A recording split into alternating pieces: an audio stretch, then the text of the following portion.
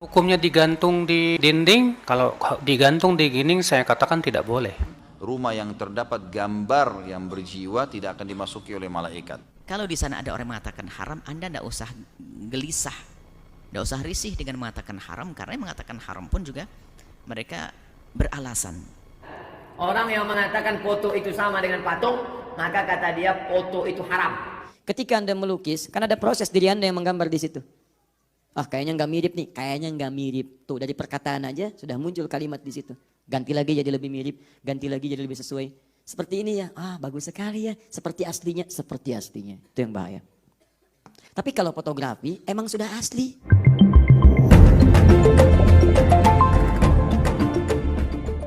Tentang hadis gambar, ini banyak diantaranya hadis riwayat Bukhari dan Muslim. Ketika Rasulullah SAW pulang dari sebuah peperangan, maka Rasulullah SAW masuk ke rumah Aisyah. Ternyata di dalam rumah Aisyah terdapat kain yang digunakan oleh Aisyah untuk menutup lemari. Dan kain itu bergambar. Melihat itu Rasulullah langsung marah dan keluar. Lalu Rasulullah bersabda, "Ya Aisyah, wahai Aisyah, sesungguhnya orang yang paling keras siksanya pada hari kiamat yaitu orang-orang yang menggambar." Nah sekarang, apakah menggambar dengan tangan bisa dikiaskan dengan foto HP? Di zaman ini ikhtilaf para ulama. Sebagian mengatakan sama, sebagian mengatakan nggak sama. Karena di zaman Rasul yang dimaksud dengan menggambar itu dengan goresan-goresan apa? Tangan. Ketika ia menggores tangan, hidung, mata, telinga, kemudian jadi orang. Nah itu yang disebut dengan menyerupai ciptaan Allah. Karena ilatnya adalah menyerupai ciptaan Allah. Sebagaimana Allah menggambar Adam dengan tangannya, Allah menciptakan Nabi Adam dengan tangan Allah langsung. Sementara foto ini cuma sebatas mengambil aslinya aja, plek. Nah terus Ustaz, hukumnya digantung di dinding? Kalau digantung di dinding saya katakan tidak boleh. Kenapa? Karena itu jadi kayak goresan-goresan tangan juga jadinya. Makanya kalau saya hanya membolehkan sebatas di mana? Di komputer atau di HP. Kalau cuma di komputer dan di HP yang kalau kita matiin HP-nya ya selesai juga, hilang. Maka yang seperti ini nggak masalah. Oleh karena itu Syekh Masyhur Hasan Salman, demikian pula Syekh Khalid Musyaiqih, beliau memberikan perincian bahwa kalau hanya sebatas foto dengan alat foto tanpa dicetak kemudian dipajang, maka itu boleh. Adapun kalau sudah sampai dicetak kemudian dipajang, maka ini tidak boleh. Dan itu yang saya condong kepadanya, wallahu a'lam. Apa hukumnya memajang foto dalam rumah termasuk foto Masjidil Haram atau Nabawi? Saya sudah pernah bilang, kalau foto yang berjiwa, gitu kan, manusia, hewan, jin, ya, ulama masukkan jin dan juga masukkan malaikat di sini. Kalau 4 makhluknya Allah ini, maka tidak boleh, gitu kan, dipajang. Karena memang ada hadis Nabi SAW, rumah yang terdapat gambar yang berjiwa tidak akan dimasuki oleh malaikat, gitu kan. Jadi kalaupun darurat antum punya foto di rumah, maka minimal sekali taruh di album, kapan butuh baru dibuka, gitu kan. Seperti itu. Karena memajangnya punya hukum sendiri dan antum bisa kembali penanya ke buku yang pernah saya bawa, judulnya Rumah-rumah yang tidak dimasuki oleh malaikat. Itu bisa dilihat insyaallah. Fotografi asalkan terhormat, bukan membuka aurat dan yang lainnya, maka di sini kebanyakan ulama memperkenankan. Boleh. Jadi memajang foto-foto itu adalah bukan termasuk yang dikutuk dari musawwirin tadi. Ini sesuai dengan rincian tadi. Karena fotografi itu adalah bukan membuat sesuatu yang baru, akan tapi di situ hanya orangnya ada, disimpan di alat, kemudian dikeluarkan di dalam bentuk kertas gambar. Tidak lebih seperti cermin yang kami jelaskan tadi. Ini adalah urutan yang keempat. Kebanyakan ulama mengatakan boleh. Kalau di sana ada orang mengatakan haram, Anda tidak usah gelisah, tidak usah risih dengan mengatakan haram, karena yang mengatakan haram pun juga mereka beralasan.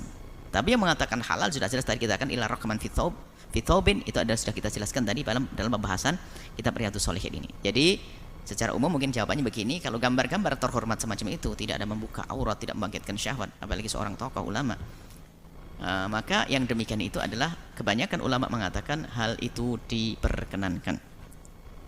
Tapi jika Anda menemukan orang melarang yang demikian itu, Anda nggak usah gelisah, nggak usah pusing, karena mereka juga punya hajah. Mungkin latar belakang kampungnya adalah kampung yang biarpun gambar juga akhirnya disanjung, dipuji atau bahkan disembah karena punya keyakinan sebelum Islam. Jadi ini adalah masalah khilaf, mohon semuanya yang lembut dan lembut perilaku dan lembut hati dalam menyikapi ini. Kalau Anda ingin memajang, Anda memajang ikuti pendapat yang diperkenankan. Kalau Anda ketemu orang yang melarangnya, apalagi itu tamu Anda, selagi masih bisa diturunkan, turunkan untuk sementara, menghormati mereka. Karena yang mengharamkan itu sendiri juga punya hujjah. Seperti itu.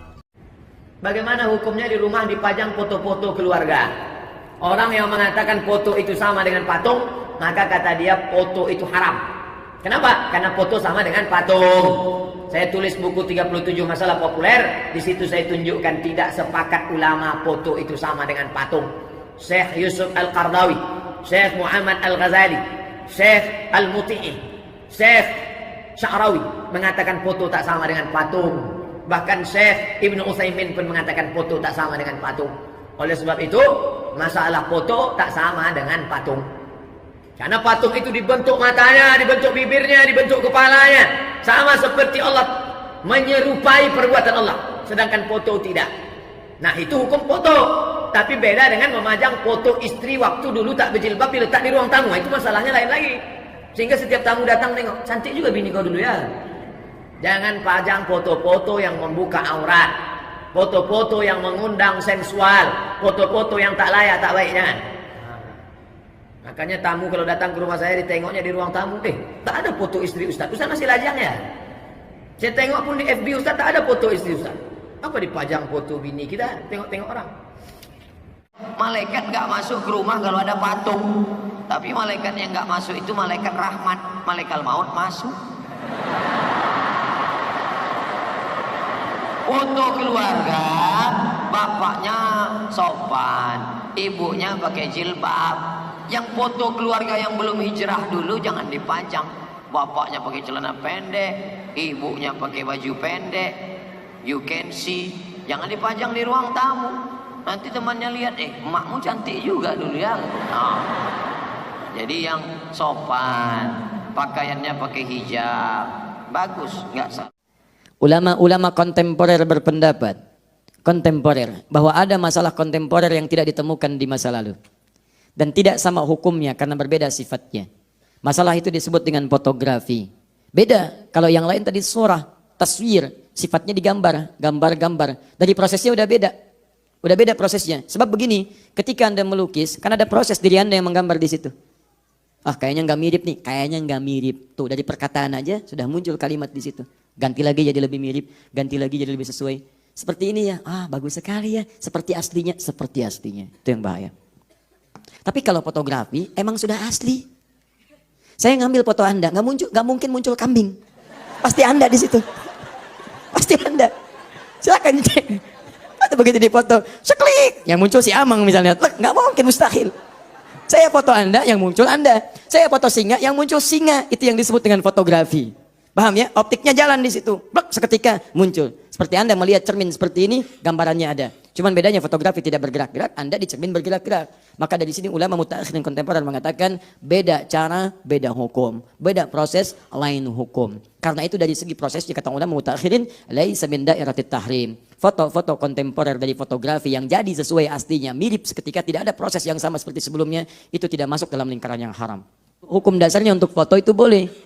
Itu boleh hukumnya. Jadi silakan kalau misalnya Anda ngambil foto, misalkan dalam kajian, ingin dilihat, ingin macam-macam. Atau misalnya Anda ingin mengenalkan sebagai pendidikan, foto presiden misalnya kan ditempel, dipajang untuk diketahui macam-macam. Di Madinah ada foto raja-raja dipajang. Raja Fulan, Raja Fulan, Raja Fulan, sampai Raja Salman. Sampai sekarang kemudian pangerannya juga dan seterusnya. Ada, itu tidak ada masalah. Status kan dengan foto-foto dipajang. Atau misalnya gambaran-gambaran tertentu, ada kejadian digambarkan, itu tidak ada masalah. Sepanjang foto-foto yang dimaksudkan bukan sifat yang pertama. Ya, walaupun nanti ada sebagian ulama-ulama yang tetap ketat di sini. Kata para ulama, hukum fotografi itu kami mengambil kehati-hatian sama dengan yang lainnya. Kecuali dalam kondisi-kondisi tertentu. Misal, seperti untuk KTP, seperti untuk paspor, seperti untuk macam-macam.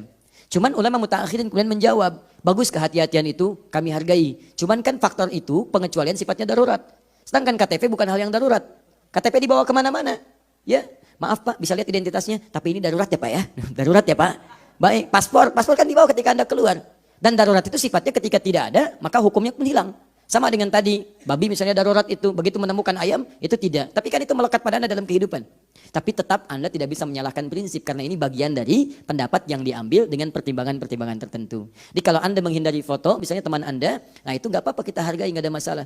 Tolong jangan foto saya ya, kenapa? Saya lebih ingin berhati-hati, takut saya masuk dalam yang diharamkan. Itu nggak apa-apa, kita hargai dia. Ya, tapi kalau Anda ingin mengambil yang lain, itu pun nggak ada masalah. Jika kalau ada ustadz yang nggak mau difoto, nah berarti ustadz ini mengambil pendapat yang ini. Berarti ustadz sedang berhati-hati di situ. Baik ya, ustadz, foto dulu ustadz. Oh maaf, saya belum bisa difoto. Oh baik, ustadz haram ya. Kalimatnya yang enak.